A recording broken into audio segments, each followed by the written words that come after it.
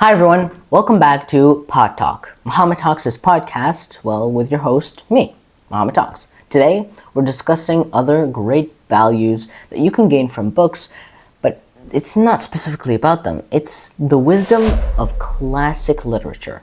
Yeah, listen, I am a type of person that loves old writing and especially old English, but there's a wisdom to that. There's something about the old ages that's just great. And I'm not saying that from experience. I'm not that old, thankfully.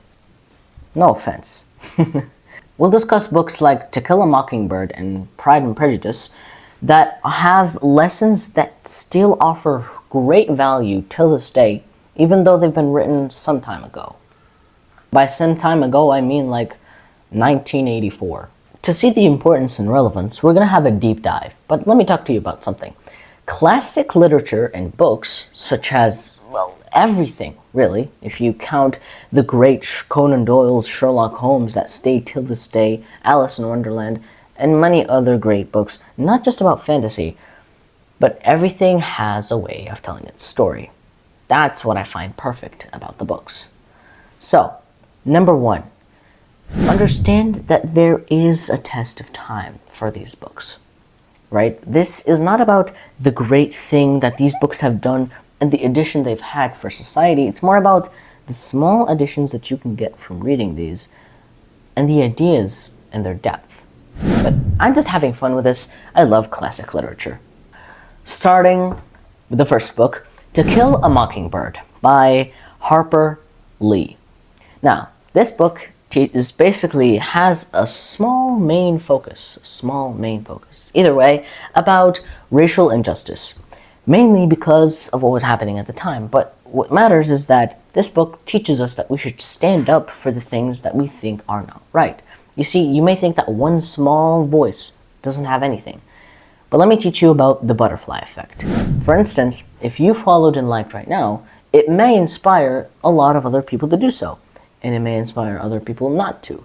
But what's important is that your butterfly effect has an effect on everyone else.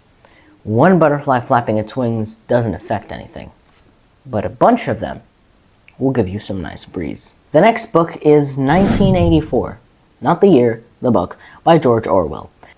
While Orwell's dystopian novel warns us about a word that's incredibly big and that's going to be quite a challenge for me to pronounce, this book encourages us to value our freedom. It's a very important aspect in our life, and that's why there are laws to protect it. There are many other books of classical literature that help us keep away from misconceptions and staying on the right track, identifying the way of personal growth, and really, life wasn't all that about that. It was mainly about one thing, accomplishing your dream or being successful, not by today's standards, but by the standards you put in your own mind. Now listen, we all know that making money is an important part of life, especially now that currency matters more than anything else, unfortunately.